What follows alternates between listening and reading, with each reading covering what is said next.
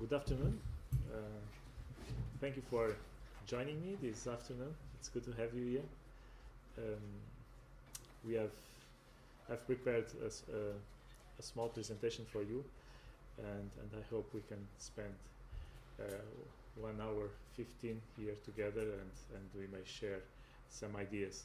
I know that in the last session I was presenting and I was expecting that I would speak less than I did.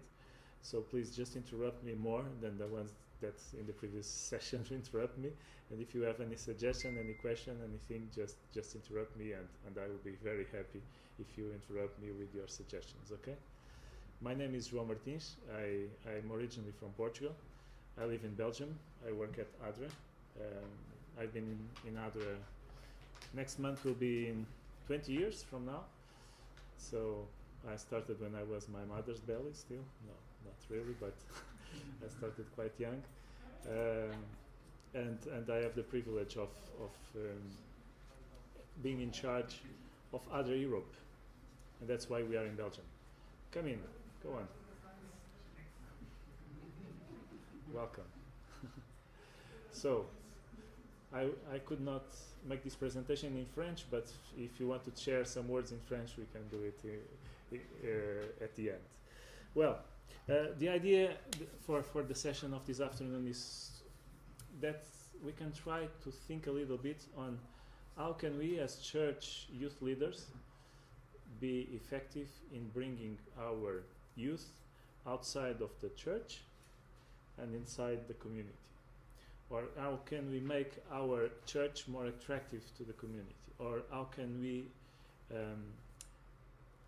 motivate our youth to be relevant in the place where they are? So if you came here for that, you are at the right place. If not, you are still in time to choose some other workshop. But I'm very happy that we have chosen to be here. So, but just a few words before we start in the thematic of this afternoon.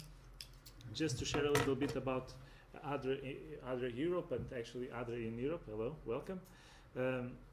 Actually, we are a regional office, so we are based in Brussels. We work for two divisions, not only for the UD but also for the TD, and that's why we are in Brussels, because it's seen as a neutral place.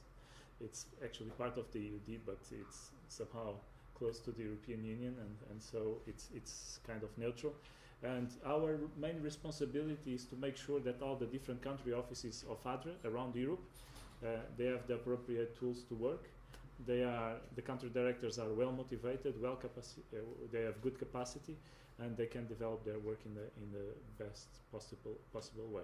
We also have a very strong link to the church leadership in both divisions, and to the unions, and try to combine and to link together church and ADRA as much as we can. One last function that our office has, and that's also why we are in Brussels, is we have a very close linkage to the European Union. So we make the liaison work towards the European Union. We try to influence them in terms of having fairer policies regarding human rights, but also getting some funds for our projects. So it's not just about having good policies, it's also being a bit selfish and get some money for other. So as I was mentioning, we are in Brussels. We have merged 3 previous offices. We used to have 3 offices in Europe, one in Bern for our division, regional offices. Of course, we have different offices in the countries, but we used to have 3 different regional offices, one in Bern for this division, one in London for the other division, and one in Brussels for the European Union. And now we have merged the 3 of them, and so we are together, and that's what I'm responsible for. We look after 30 different country offices, so it's 2 divisions. That's why it's a wide constituency. We have 30 good country directors here. Other Germany, I see a lot of people from Germany. Is a strong. It's the strongest office that we have in Europe. They are the largest ones, and we have about 400 staff, 12,000 volunteers, 50 million euros in projects in 2017, which means that we finance about 30% of the network. Uh, um, we used to say that in Europe we are very small when we look in terms of the church. When we look at the church, if we look at South America, at Africa, at Inter-America, or some places in Asia, the church is much bigger in terms of numbers. But the reality is that in terms of funding development projects, our region of the world is financing about 1/3 of all the operation, which is quite interesting. So, but it's enough about ADRA. It was just for you to know a little bit about my background, why I'm here, and what are my responsibilities in Brussels. If you have any question, maybe this is not the best part of the session, but at the end we can talk a little bit more about that. But I would like to start with this question. If next Sabbath your local church closes the door, no service, no people, it's just an empty building, would anyone in the community notice the difference?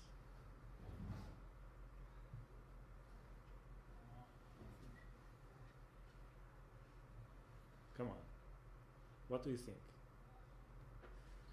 I don't know which church you are coming from. I think some neighbors would be happy because they would have more place to park the cars, right? I think they would notice it. Maybe it wouldn't be that big problem to share the task to other points. So in the end, probably wouldn't make this big difference. In fact. You have listened to the message this morning, right? About the early church, when Stefan Sig was mentioning about some of the characteristics of the earliest, the primitive church. And one of the points that he has referred to was, at that time, the church was part of the community. They were working in the community. They were part of the community. And the community was changed by them, actually. They have changed society at that time. They have changed. It was a paradigm shift because of their existence. If we end up by not existing, will anyone notice?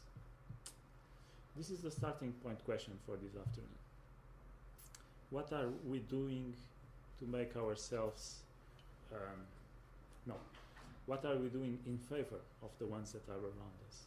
What are we doing as a church in favor of the community where we are? I know that the environment is different. I know that today people don't connect that much with each other like they used in the past. I know also that people commute, they come by car, so we have a central church that is in a place sometimes in the middle of the countryside, and people come from many different places to the church, or even if it is in the center of a city, people come from different places, so they don't live exactly there. But still, if we are not part of the community, what are we then?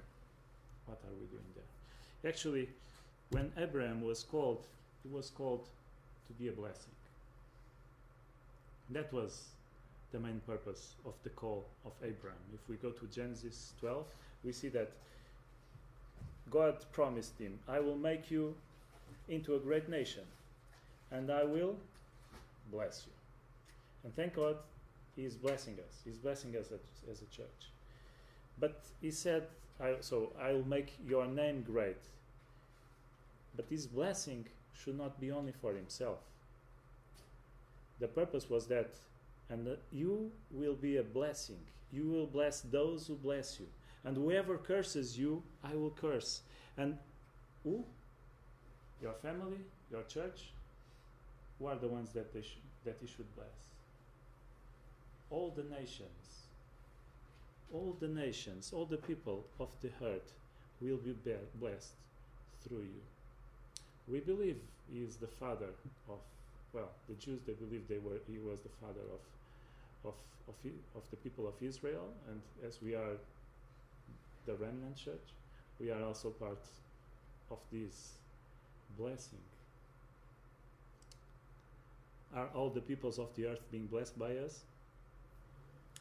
We can continue and we can look actually at Jesus.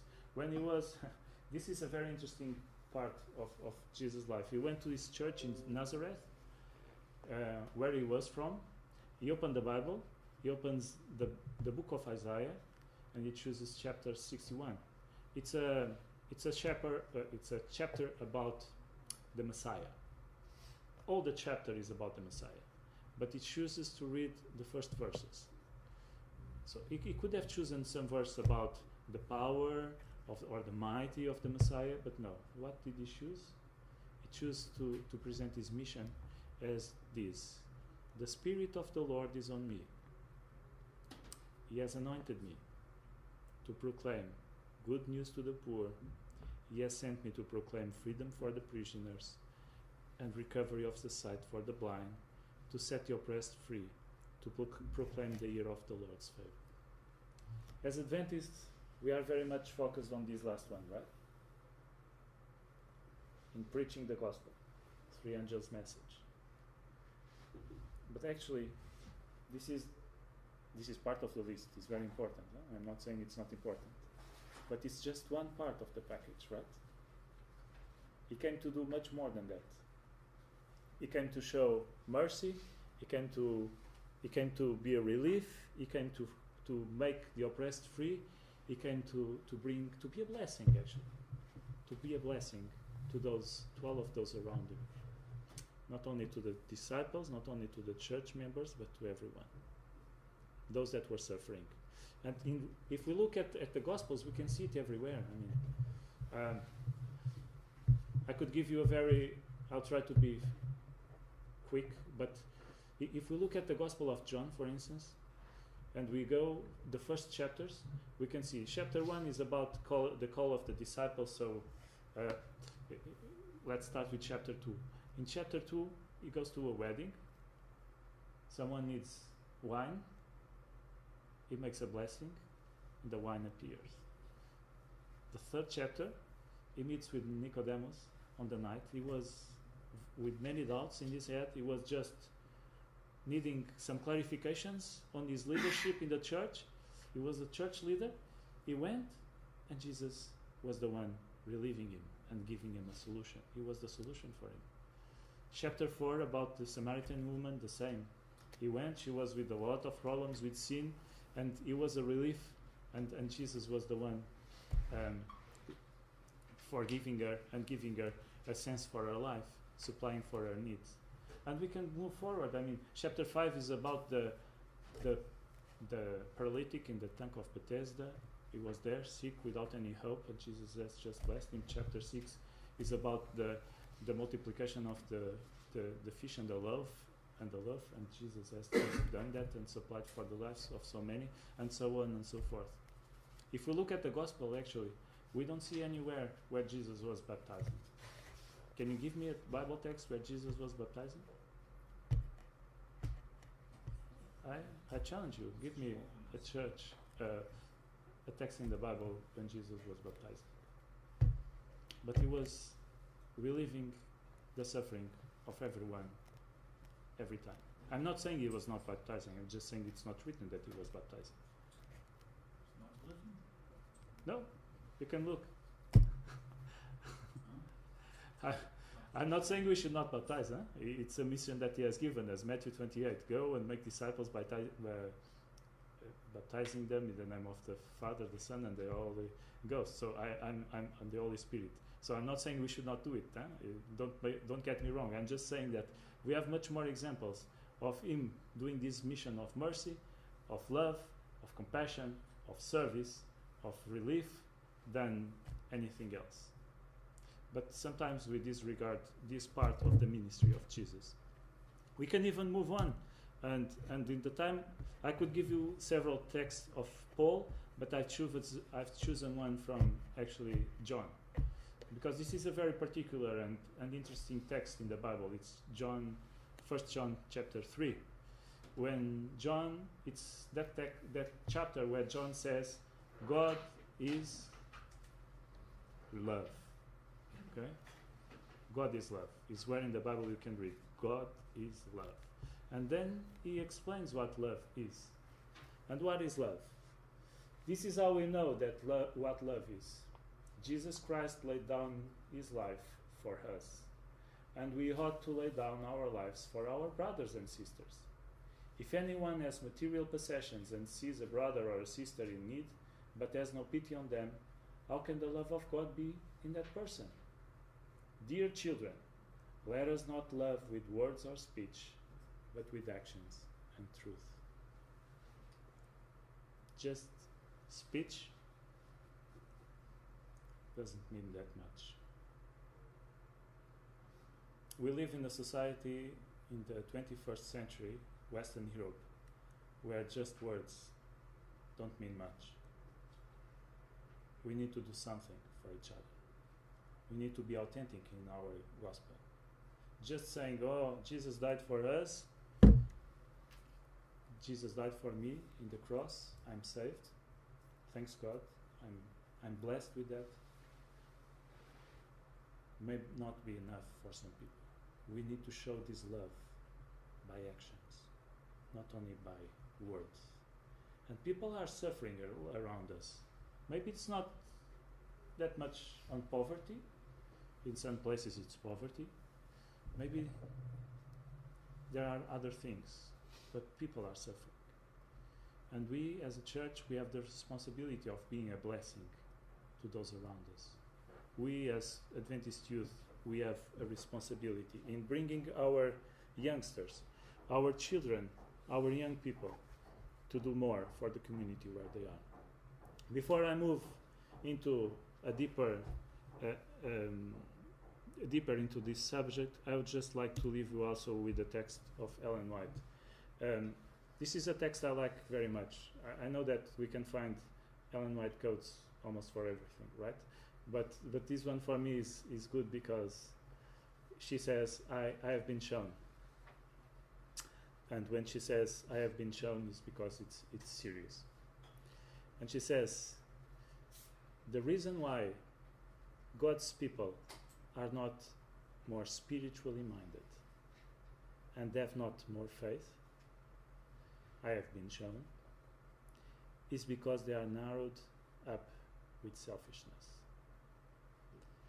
So if you have already asked yourself, and sometimes we listen to this, the church is dying, we are too mild, we need a shake, we need to do something, this is always the same.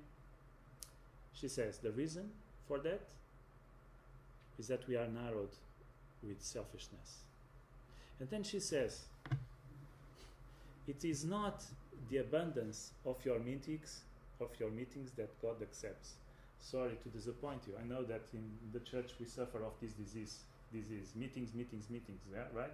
We leave one meeting to go to the other.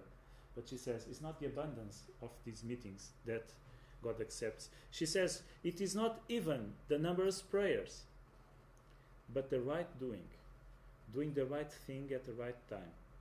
It's to be less self-caring and more benevolent. Our souls must expand. Then God will make them like watered garden whose waters fail not. And this is a quote from Isaiah 58. So, my dear friends, the reason for these Bible texts and for this spirit of prophecy test is just to wake up your minds to the need that we have of being more involved in the society. I could be here.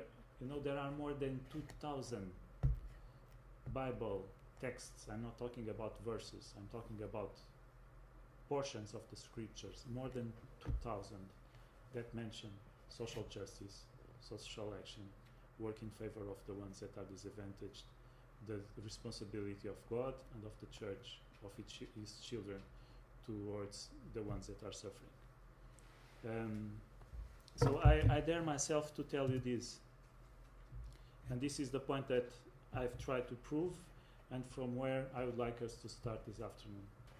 I really believe that the ministry of justice and compassion is part of the gospel in practice. If we want to bring the gospel to the 21st century Western Europe, we need to do something regarding social justice and compassion. We have no option. We need to be involved in that. And we will try to explore some ideas in this session. And I would like to hear from you also some suggestions. But this is the point that I would like to bring to the table. I hope that at the end of this session you will be as convinced as I am that it is important that we focus a part of our ministry with the youth, also in working in the community, in being a blessing to the community around us. Any question? Any comment? No? So, I would like to give you... Yes? No? So, I before we go to some practical suggestions, I would just like to give you some ideas on why I think it's important for us to look at this. So I've given some biblical background, but now in terms of the life of leading the youth, of leading the church, and of being involved in the community. So the first I'd like to mention is that in reality the social involvement is part of the Christian lifestyle. I've mentioned that Jesus was always doing it. If we are really Christians, we also need to do that. This is something that we can just ignore. This is part of our DNA. If we are not doing it, is because something is not going well. And I'm not saying we are not doing. A lot of things are happening. I'm just saying that it's important that we understand this from the beginning. Then we have discussed with Zlatko and also with Jonathan here at the UD that the youth, especially the millennials, the ones that were born after 2000, they find a big disconnection between the real world, the world where they are 6 days a week, and the world that they go on Sabbath morning. It's very different, right? The questions that are asked at school, the debates that they have, the fingers that they see pointed at them, it makes them feel like when they go to church, this is a totally different world. We are too disconnected. These are two different realities. Are we preparing our youth to questions like, so, what do you think about homosexuality? How should we react to that? Or what do you think about all these refugees coming to Germany? I mean, what shall we do about this? This is a problem. Or now we have Brexit, Salvini in Italy, we have Le Pen, that may be in Germany extreme right, in Spain extreme left. Wow, where are you? Why? How shall we react as a church? I mean, what kind of biblical principles allow me to think a little bit better about the world that I'm living in? And I think that this connection with the real world, this connection with the community, with what they see, they hear, they learn, they listen every day, not only in school but also on social media, everywhere, is something that will, if we try to bring some of these issues to the church, to their discussion, to small groups, for instance, this is something that they will make the linkage, they will connect, and they will be better prepared to reply according to a biblical ground. So I think this is a motivation. It's a motivation for us, this example of Jesus of mixing up with people. Jesus was mingling with people. And if we mingle with people, if we push our young people saying, listen, it's not sin to be in the world, let's use the biblical language, it's sin to do the things of the world, some of the things of the world, but you should be there, because if you are not there, you cannot influence, you cannot mingle, you cannot mix yourself, you cannot do what should have been done. I also believe that this is part of our prophetic call. And I don't know, some of you are pastors, right? How many are pastors? Oh, good. I like pastors, don't get me wrong. But the last session there were much more pastors, so I'm happy that here not all are pastors. So good.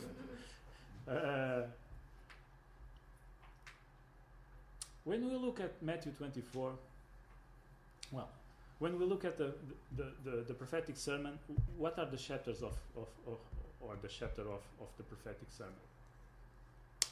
Matthew 24 and 25, right? This is one speech of Jesus. In Matthew 24, when we look at the year-end times, we focus a lot on Matthew 24, right? What do we have in Matthew 24? What is there written? Come on. You don't need to be a pastor to know this one, right? If you are Adventist, you should know it. Matthew 24, what is it about? Signs of times. The signs of the times. The earthquakes, the wars, all these signs of times. But quite often we forget that the prophetic sermon doesn't finish in Matthew 24, right? It continues in Matthew 25. Actually, it's the same sermon. Always Jesus talking. And after presenting all these signs of the times, he comes with 3 parables in Matthew 25. And what are these 3 parables? The first is a very important one, is the parable of the virgins. So we need to be prepared. We need to, like Gary said last night, go to the mount and spend time with Jesus and feed ourselves. We need to be prepared.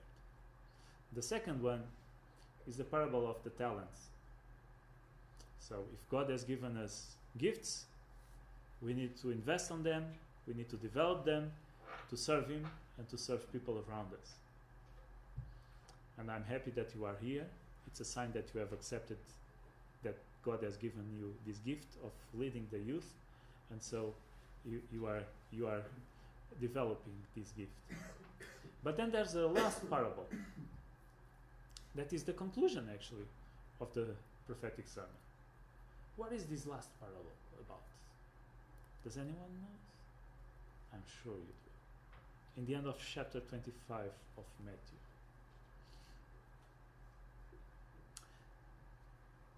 Really? No, you should know. Come on. It's the parable of the sheep and the goats. Right? Oh. Come on, youth leaders. You need to know about the prophetic sermon. The parable of the sheep and the goat. When Jesus says, the people that I come to save in the end of the time, the ones that will be saved, when I arrive, I will separate people in 2 groups. The sheep on my left hand side. No. On the right hand side. And the goat on my left hand side. And so, we will be separated, and I will save the sheep and the goat. They will not be saved. And why will I save the goats and not the sheep? What's the reason for that? Because I was thirsty and you gave me water. I was hungry and you fed me. I was naked, you have dressed me. I was in prison and you came to visit me. There are a few more, but I forgot. Sorry. And the sermon finishes there. So what's the characteristic that Jesus presents in this sermon of the people of the last times? They gave tithe. They went to church every Sabbath. They studied Sabbath school every week, every day. Sorry. Is it that is written there? I'm not saying it's not important, it's very important. The first thing is go to the mount. The first thing is the parable of the virgins. Don't get me wrong. But we need to move from the mountain to the field, to mix with the people, and to do something for them. And the best thing about this parable is that people were not aware that they were doing good. They said, when did we see you like that? When was that? It was just natural. It was part of their life. And I really believe that we are just faithful Christians when we do good without knowing that we are doing good. So, I think it's part of our prophetic call to be part of this social action towards the needs of those that are around us. Another thing why I think we need this is, well, I could spend some time on this one, but let me tell you something. On the third quarter of this year, 2019, the Sabbath school lesson for the adults will be on social justice. So if you usually don't study Sabbath lesson, don't forget to study the one of the third quarter of this year. It will be, I've already read it all, and it's very good. And actually it starts exactly here in Genesis chapter 1, when God has created all of us at His image. Human dignity. Human dignity is the base of everything. We are all the same in the eyes of God. And as we are all the same, we were all created with the same rights. But there are many people around us that see their rights violated every day. And we as a church, we need to have a voice for them, to defend them. And sometimes we are not doing it. And I'm asking you, as youth leaders, you have the most important part of the church in your hands. You have those that have energy, we have those that are committed. So I'm asking you, please, when you work with your young people, try to influence them to be a voice for those that don't have voice, to defend those that are without any defense. We will talk a little bit about some examples a bit later on. Okay. Yes. In the European context, I've already touched a little bit on this point, but I think I really believe when we look at other regions of the world, we see these thousands of baptisms. A lot of people, just the preacher comes to the front and they come and they baptize, and it's just just like that. In Europe, it's totally different, and yeah, even when these preachers come to Europe, it's not the same. But I believe that reaching out, mingling, being involved in social action is one of the ways that we have to start contact with people and to start having people interested in why are we doing what we are doing and trying to understand the God that we serve. And this is also a way as we can provide unity in the church. Let me tell you one example. I remember one particular church in Portugal that was always, they were always fighting. It was like a fight club or something like that. They would fight about the carpet or about the lights or about whatever. Blah, blah, blah. Others started a project there, so they started working for the community.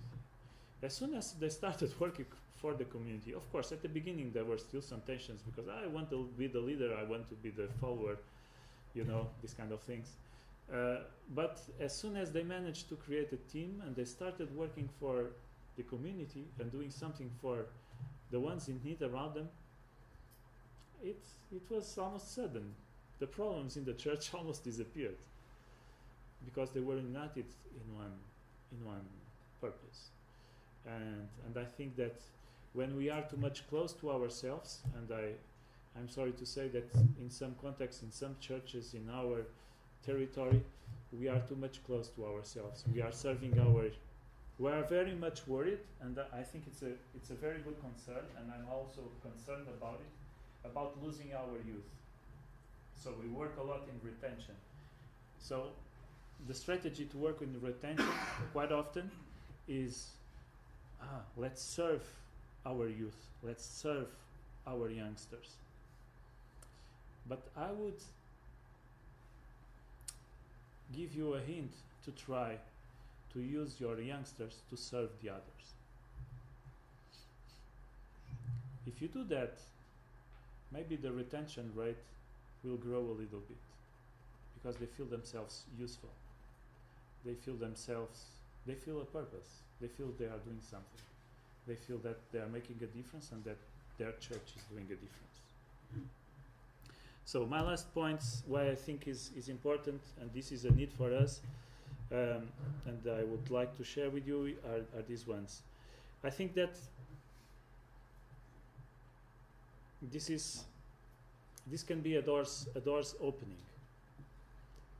When we connect to the community, the other associations, the authorities like the town council or the mayor or whatever, depending on the country where you are coming from, they are much more open to the church. I'm sorry, I have to give examples of Portugal because it's the country where I am coming from, but in some churches where the doors of the municipality were always closed, when we have started working for the community and when we have started being a blessing to others, the doors were totally open, and they would give us rooms for us to make seminars.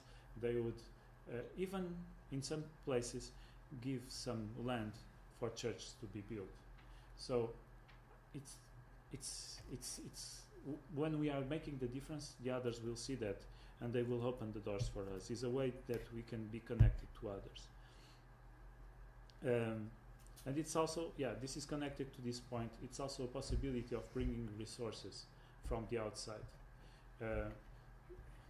I don't know, here at the EUD we don't have the gathering in many countries. We have just a few countries that have the gathering. You know, when you go with some boxes to the streets to ask money for projects, we don't have it in Germany, right? No. In France, neither. We do. No. In gathering, is la campagne d'émission ou quelque chose comme ça? Non. Demander d'argent à la personne, à les gens. So asking for money outside to send. No. Yeah, in Portugal we have. Any country where we have? No. At the TED we have it in most of the places. But sometimes asking money for, always asking money for things like for the church, of course we will not ask because no one will give. But if we ask resources for social projects, the community is very open to give them. And they are very keen to support the church on that. They are very keen to support even the church, the youth leadership on that. And a side effect that we have of this work, that it's not for me it's not important, but it's something that happens actually, is that when we do it, we also better the image of the church. So the church is better seen by the others, and we can, and actually for some church leaders this is a key point. It's very important. Like now we can show that we are doing something, and so people look at us with some different eyes. I hope I've been convincing enough. And now I would like, you are not talking that much, so now I'll push you to talk a little bit more. Yes, Slavko. Maybe a question. This topic is very close to my heart and to what I really believe that young people are keen to do and can do, and how we can reach other young people and generally the community.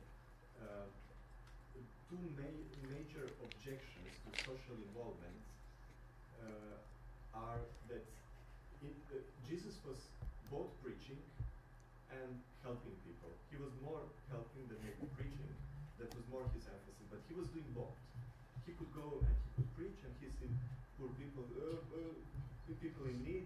He would heal them, and then he was healing, and then he would say something to them about God. That was very much interconnected. In the church, we usually have people who are preaching and not doing any social action, or we have people with social action who are very afraid to involve any preaching in that, and to be open about Bible, about their faith. So this is one objection, and another objection is that if we are involved in social justice, we are almost identified with left political and philosophical parties in the world, which are sometimes against some traditional biblical values about family, about marriage, about some of these things.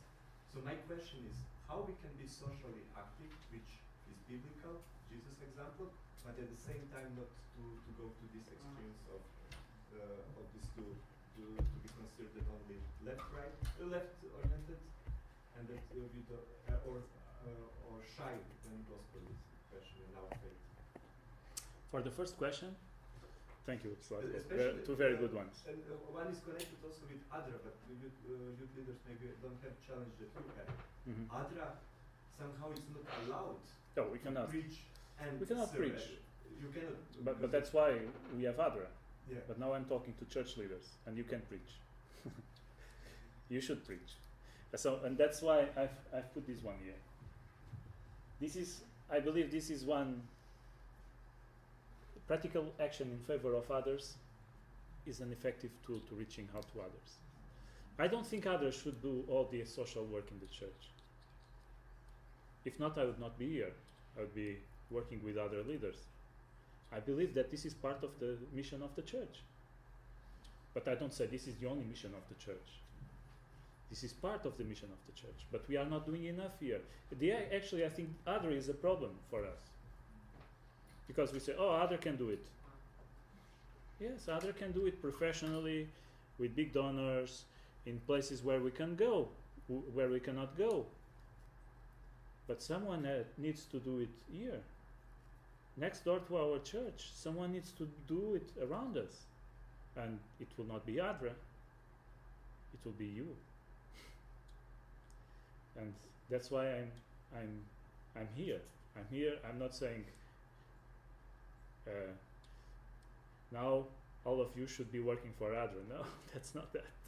What I'm saying is you should be doing something on social action. The last point is an interesting one. It's an important one, and I think we need to be careful about it. But there are many NGOs that are right-wing. Actually, in the beginning of the NGOs, most of them, in Catholic countries at least, maybe not in France, that is a very Republican country, but in places, in more Catholic countries, church was always very, the NGOs were always connected to a church or to Christian democracy. The Christian Democrats, right wing, the Christian Democrats, they always have this very social mindset as well. It's true that it's maybe too much charity, so I'm rich, you are poor, I need to be compassionate to you. So it's like a top-down approach. Oh, poor guy, this charity. And I think this is not good for us as a church. I think we should do the opposite. Okay, you have different opportunities than I. We are in different grade, but I would like to work with you to move you from that situation that you are to another one. Let's work together on it. This is the approach. It's not, I'm good, or I'm holy, I'm rich, now I come as a merciful person to help. This is not a good thing. But the right wing also has social approaches. The way I see we can avoid that is we need to understand that we are grounded in biblical values. And I was a bit provocative when I mentioned the homosexuality and the refugees and whatever. But we are grounded in biblical values. So we need to understand the biblical values.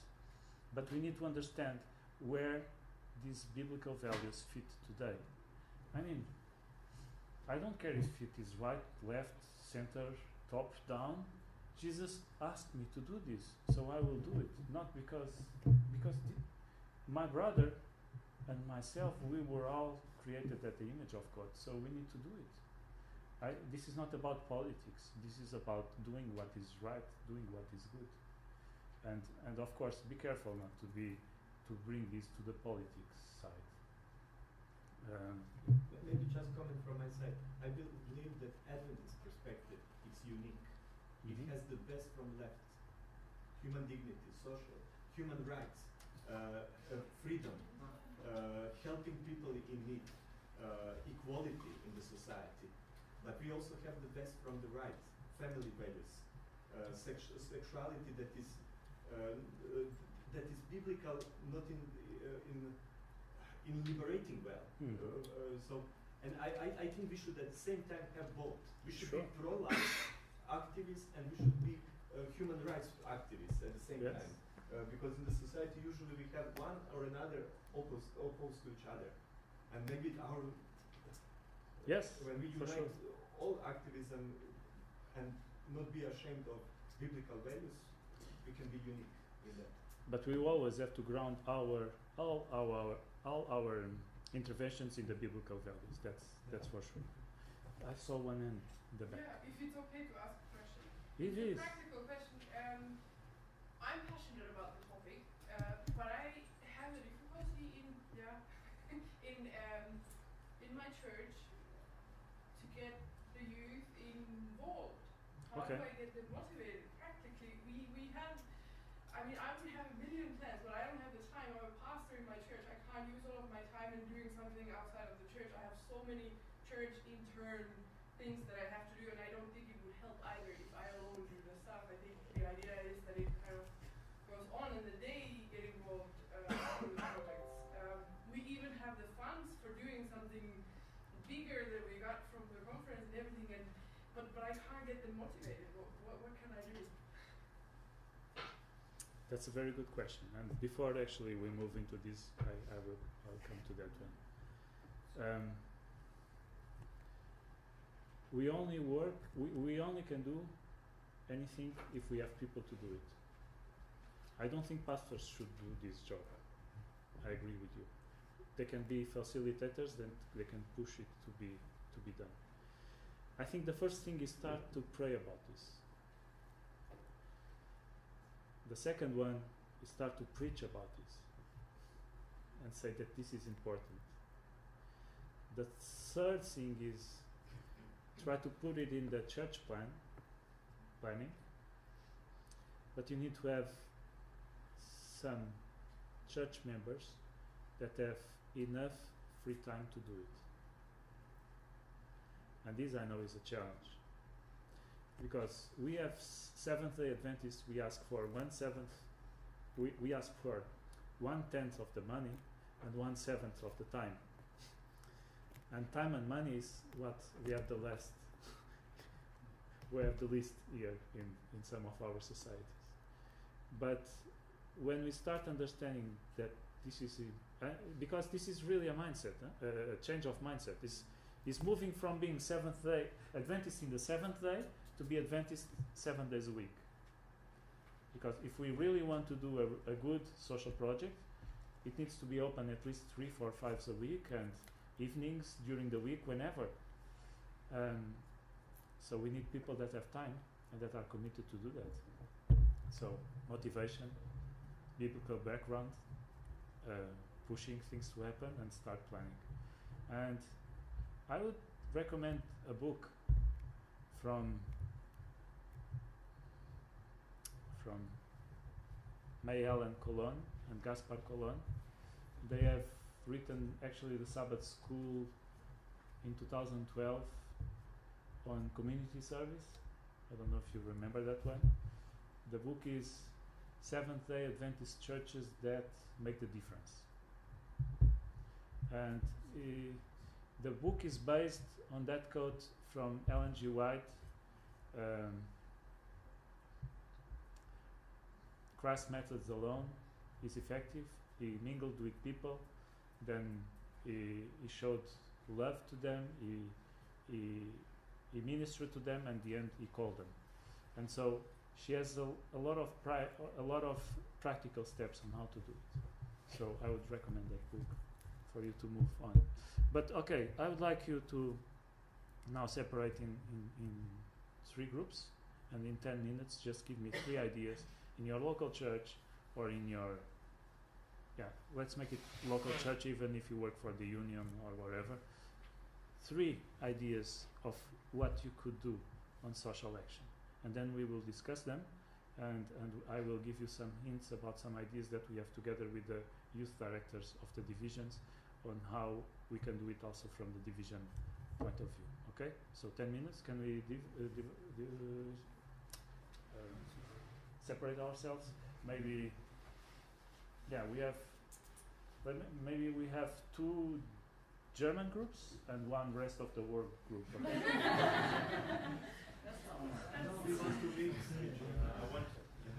Okay? Or do you want to mix? Yes, you want to mix? It's okay. So 3 groups. Okay. Well, you are grown up. You are grown up, so you can separate yourselves. I don't need to separate. Okay, let's go because we don't have much time.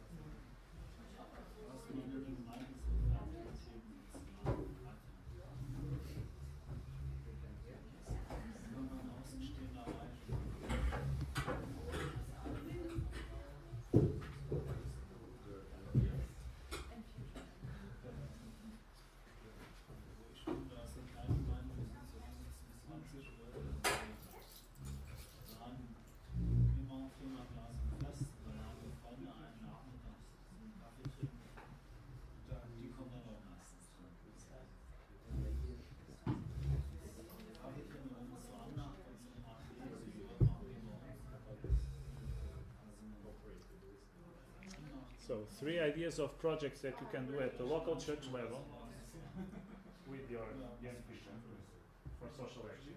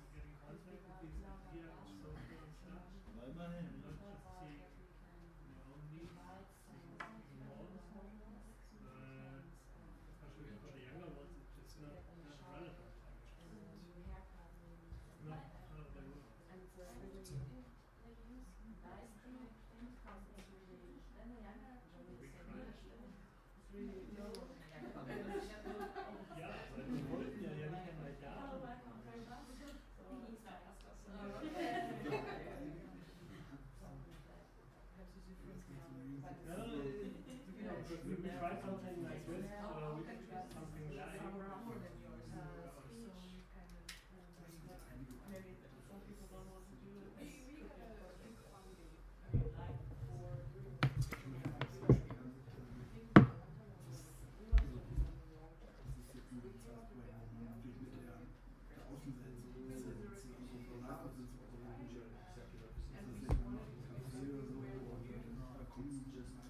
fun doing it, but at the same time we that somebody would combine benefits. So we thought exactly. So we thought we were do weekly volleyball things. Because we asked them, actually we asked the city what they would need, and they said based on the refugees. We are in the midst. And in the refugee homes, Batterie bei 90%. Verbunden mit ADRA, EU und Joao. Bereit zum Koppeln mit einem weiteren Gerät. ADRA, EU wurde getrennt. Joao wurde getrennt.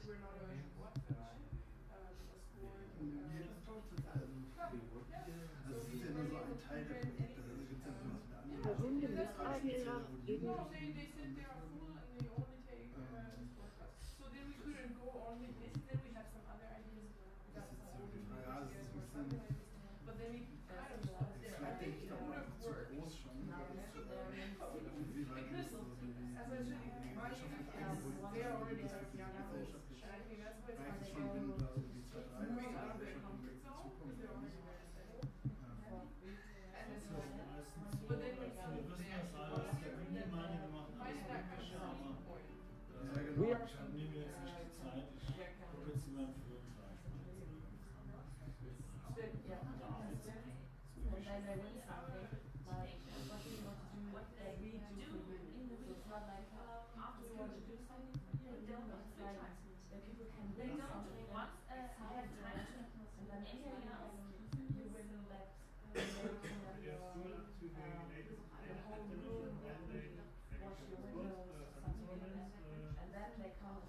some religion education stuff, whatever, and then some words for sure. It's unbelievable. All the kids are telling me always, oh, on Sunday I don't have time, I need to learn. And I'm like, what? What's going on? I never learn on Sunday.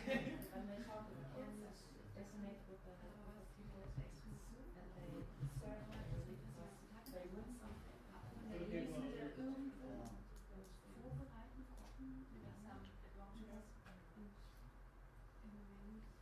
Okay, 3 more minutes.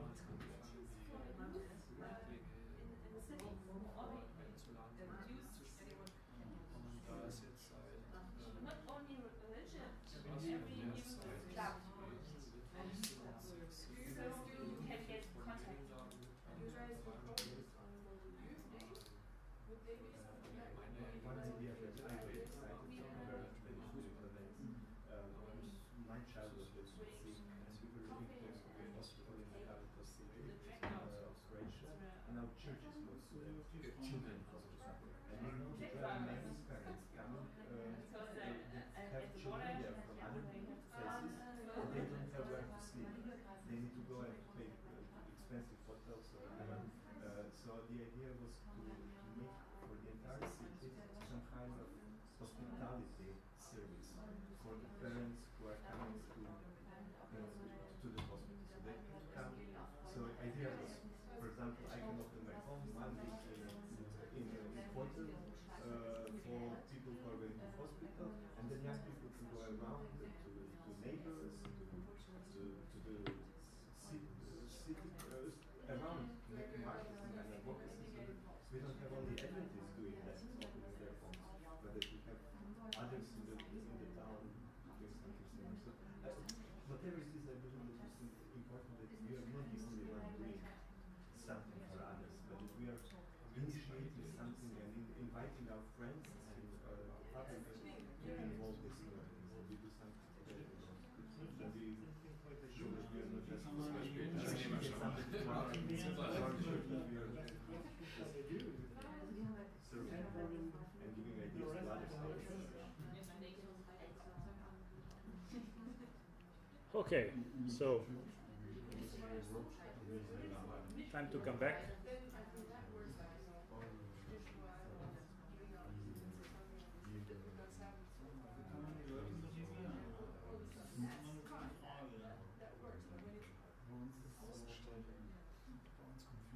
Can we come back, please, because we don't have much more time?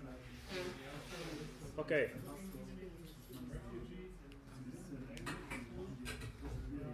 Maybe 10 minutes was not enough, sorry for that. I was talking too much.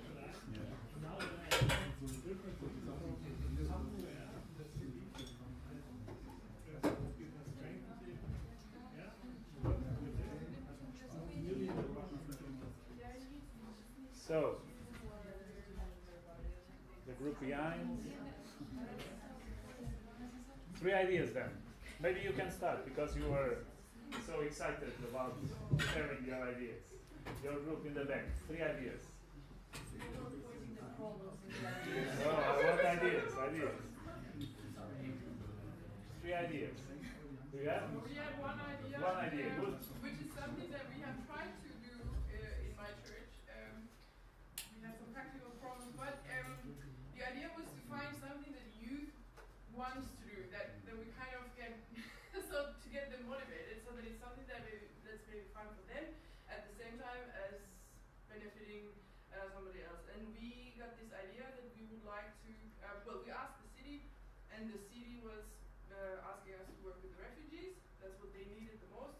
So we asked the refugee home what they would need, and they recommended us to do some extra activities with the refugees. So we got the idea that we would play volleyball weekly with the refugees, because that's something that our youth would want to do, and that's something that would benefit the refugees as well, as in learning German, getting integrated through that. But unfortunately, we were unable to rent any sport balls in the city. We just couldn't. We called every place, and because we're not an official sport club, they wouldn't give us any slots in the sports halls.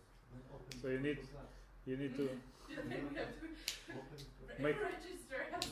or make a partnership with the social club that already is there Yeah. eventually, and make a partnership with them. It's a good thing about this work is that we don't need to do it alone. It's very good to do it in partnership with other organizations as well, and they are very open if we want to support. That's a good idea. Refugees integration. This is something. It's a hot topic here in Germany and in some other countries as well. So good point. Just one, right? Yeah. Okay. No. One is the only is a very good one. So it's good. So this group here, 3, or 1 or 2. No. Okay. we were talking several things. One, that it should be something that's done on a regular basis, not only from time to time. We didn't specify exactly what. Idea that I shared, but it was never implemented. I was living in the capital city. This is not to share what was implemented. This Yes, is to but share I- ideas for the future. So In a city where there is children hospital for bigger area, many parents have children in that hospital, but they cannot find accommodation. They need to go to hotels in order to be close to the children. So to open hospitality service, open the homes for people who need accommodation. They have sick people, children, or anybody like this. So church members can do that, but also we can encourage neighbors and city and do everything, advocacy, so that we have many people who do the same. And practically it can be like one week in 3 months.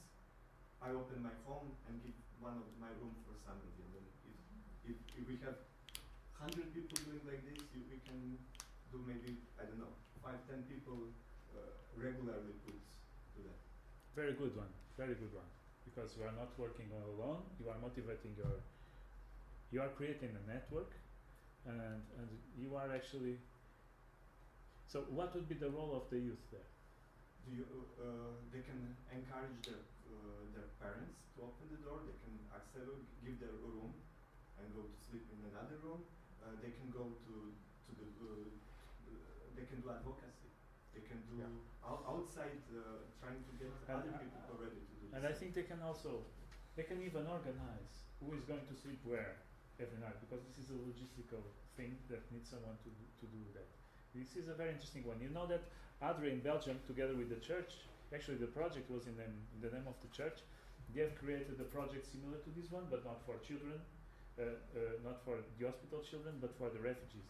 In Belgium, they are illegal, and so they are sleeping in the park, and people are actually not allowed to support them. But some people, they do, and others, they did. So they go to the park, and they drive the refugees to the houses of people that open the doors for them. That was the need. They needed someone to drive them, and so they have done that, and it was together with the community, and a lot of people came together, and it was a very interesting project. So yeah, good idea. It's only one for your group as well? Maybe somebody else can also mention. But you. Yeah, I mentioned an idea which we don't do, but No, we know for the future. For the future. Okay. We got now a bathroom in our church with a shower and a toilet and something like that. And our idea was that we can invite some homeless people to our church because we are really near to the city and to the main station, and they are all homeless people, so for them. And yeah, just to communicate with them, eat with them, give them the possibility to take a shower and eat, get a new haircut maybe, something like that. So really know and Very good. Very good one. I could share some very good stories of work with the homeless in my country, but now there's a good story actually from Serbia. They are just they are doing a bus. They have a bus, and inside the bus they are building toilets and hygiene things and lecture and for the places to cut the hair and things like those. And so with the bus they go in the city, and they work with the home. They still didn't start. They are still building the bus, but they will receive the homeless there, and they will do this work. So yeah, that's excellent. Thank you. The other group? Any idea? Well, we had the same idea as group one, but Okay. Yeah. In Germany, that's very important. Yes. But with the opinion of playing football with them. So and it was volley for friends. COVID. Yes. And but it works since 2 years now in our church. It So works we already. Have it, each Wednesday evening we play with them. And how is the relationship? Is it good? Yes. Is it good? It They is they very like good. it. And Okay. they're coming a lot of other people. Another thing that is good on this is teaching German or teaching how to deal or legal issues. They need having some legal advice, things like those. For the young adults in our church, if they can give a few hours as volunteers, is a good one. Okay, good, great. Thank you for your participation. Very, very good. Let me just divide this in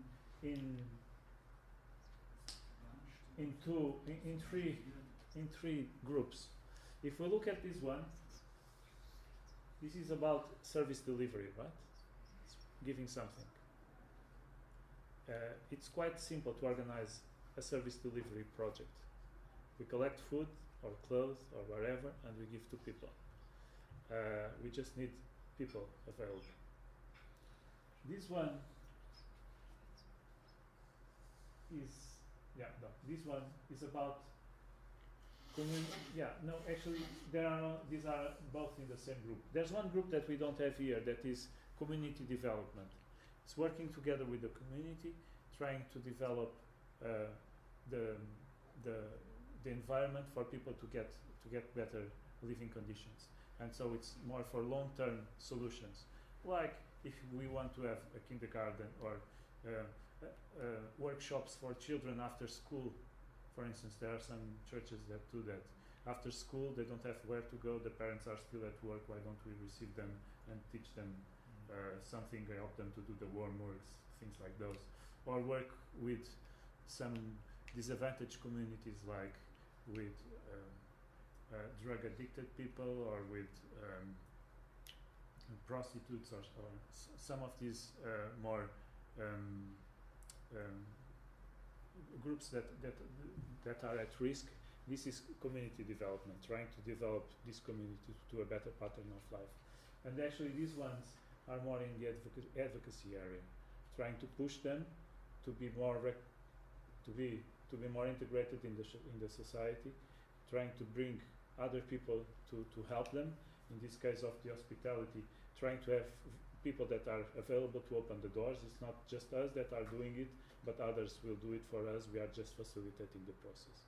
So it's possible to have quite different approaches, and yeah, go for it. I could give a few more suggestions, and if you are interested, you can write me, and I can send to you. Yes. So you have here now a few ideas, are very nice, but how not to motivate other people in our churches, which are the youth. The church in general, it's a problem to motivate them for stuff like this. Maybe also because they always make a difference between mission and social work. And we are churches, so we need to do some mission for sure, not social work. We need to tell the gospel. Yeah. So That's why we need. How have you experiences with this? So how That's do you why motivate? we need to demystify it a little bit. From my experience from the past, actually we have created a structure in the church. So in the church we have someone that is responsible for that. We appoint someone to be responsible for that. And then we train them. And we have developed manuals, materials, tools for them to apply, and with suggestions of different kind of projects that can be done for them to start motivating the church. But it's very difficult to have all the church on board on this. Very difficult. But still you have many people that are unoccupied in the church, and that will be willing to do this. So what I would say is that you need to work with those that are available and that are willing to do it, and then others will join, if you are lucky enough. But that's the only advice I can give you. Yes. Maybe one idea that I heard. I heard from one director for outreach in America.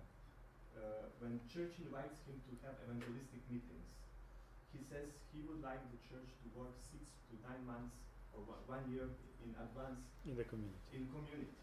And then when he comes with evangelistic meetings, he doesn't come with standard topics.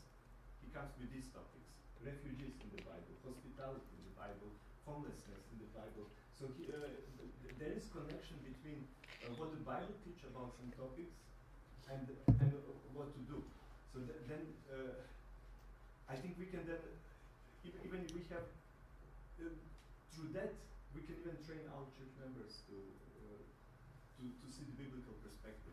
We can bring our friends with whom we cooperate in some projects to this. So then we combine both of the things. And then maybe even church members can see the connection between both of them. And I'm not saying it's an easy thing, but it brings so many good results, and so it's quite selfish sometimes, because it brings a lot of self-satisfaction. When people are involved and doing this, they feel so good.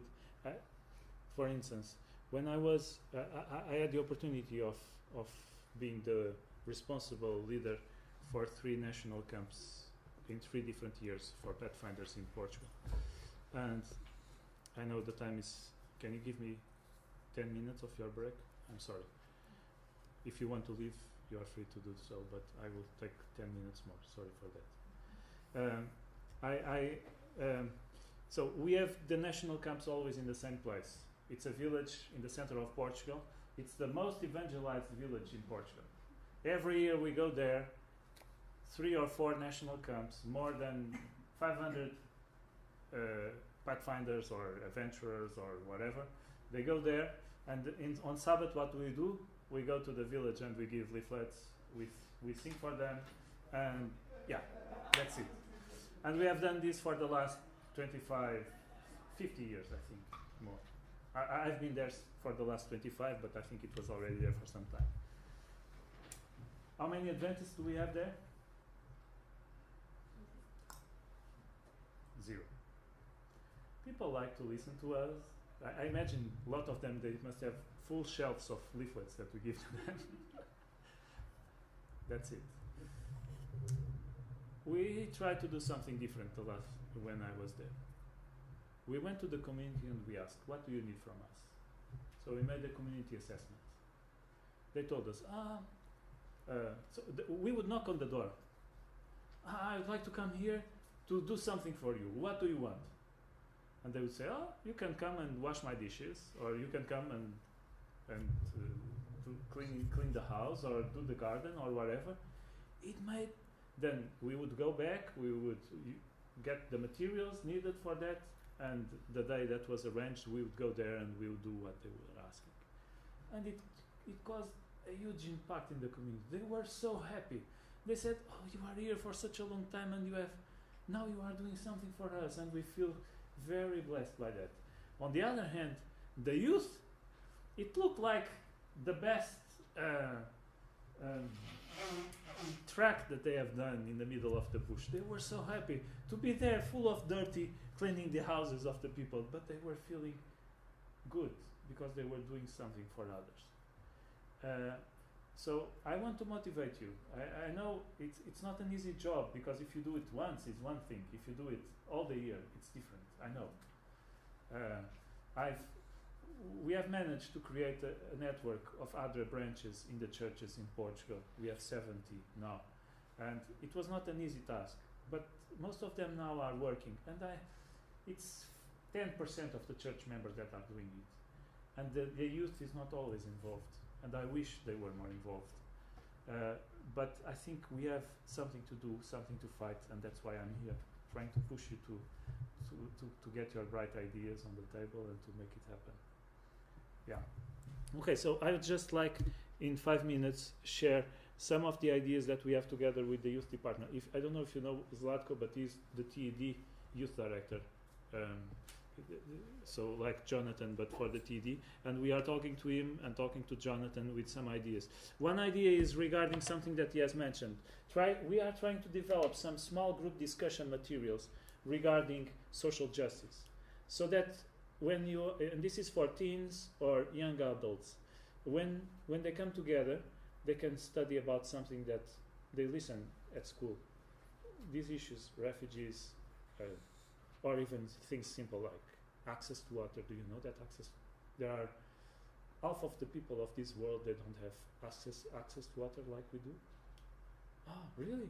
Yeah, let's start talking about Bible, water in the Bible, what the implications that he has, the right to get proper sanitation, so on and so forth. So we would like to develop some of these group discussions for you to use with your youth and in your small groups.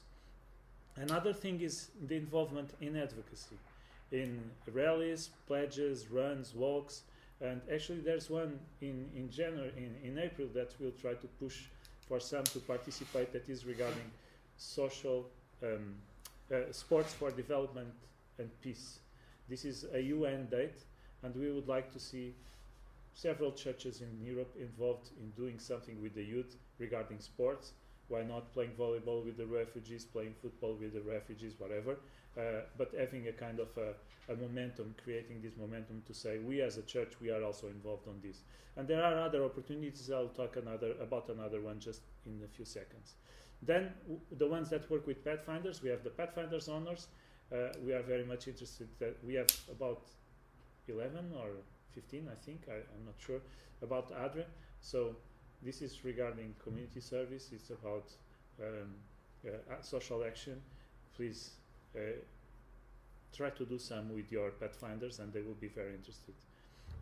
Then we have the mission trips. We are planning to do them, to try to get some opportunities for you to send your young people that are interested to projects abroad, outside Europe or inside Europe, depending where we will find. For 2-3 weeks, going there and doing something. I had a video to show you for 2 reasons. One is lack of time. The other one is because internet is not working properly. I will not show it to you, but you can then go to YouTube and see 2018 Other Connections Brazil trip. Just a small taste. We are in the middle of the Amazon rainforest, building a school for the communities that surround this place called Nova Jerusalem. And we're going to have about 200 students able to study here at the school when before they would never have been able to have a school opportunity like this. We have a lot of university students that wanted to get involved in a project, but also wanted to connect with each other. So we created a program called Adra Connections Extreme that is designed specifically for large-scale projects. So we bring multiple universities together from both Brazil and the United States, all in one spot with one purpose and one goal, and that's to build this school. Okay, so this is the kind of project. You can see the rest afterwards. We have been doing a lot of painting, grouting, and just getting this school ready for the kids here down at the Amazon. So we are planning ways on how to do it, actually. Last few weeks we have... I will just disconnect it because we don't have more time. And to fruition. Well, with Adra Connections, really? it's actually my second mission trip. Okay, so I really need to stop the video. Chance to make a difference by building a school, interacting with the fellow villagers, and just meeting different people around the globe who worship the same gods, and just making this community great.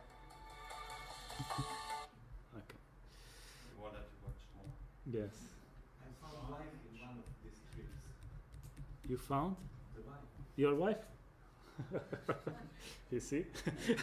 If you are looking for something like that. Okay, last thing. Adra global campaign. We are planning to start actually in 2 weeks, a global campaign around the world on no children out of school. We will organize some pledges, some petitions, some events, and we would really like to have the youth involved in that. I mean, you are the blood, you are the strength of the church. So, you know that I should take some time more here, but I will do it very telegraphic. You know that about 66 million people children in the world don't have still access to school. This is too much, this is unacceptable, and we need the world to do something about it. As the Adventist Church, we are very much connected to education. We have one of the largest education private systems in the world. So we want to join efforts saying it's not fair that children cannot go to school. And we will push you to push your young people to say it's not fair to children not to go to school. So be prepared because some materials will come up, and I'm really looking forward to see the youth in Europe being involved in this advocacy campaign. Just a final word regarding the campaign. If we don't say anything, we are really not doing what we should. Martin Luther King, he used to say, in the end we will remember not the words of our enemies, but the silence of our friends. If we don't say anything, we are doing more harm than if we would say bad words as enemies. Thank you very much for your time. This is my contact. If you need anything, you can write to me. I'm available, and I would be very happy to reply to you. And the presentation will be available in the website of Postmeet. And so, thank you very much for your attention, and sorry for the 10 minutes.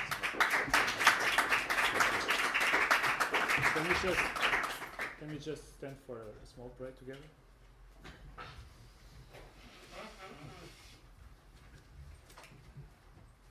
Dear Father in heaven, we are very thankful, good Lord, for the call that you have made to us to be your servants. Thank you for the call of leading the young people in this region of the world. We ask you, good Lord, that you may give us your wisdom, your spirit, and the good tools and the energy to be effective in our mission.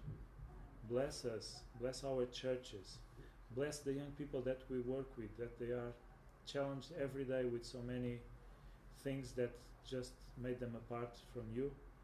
Please help us to be a positive influence, to bring them to your arms.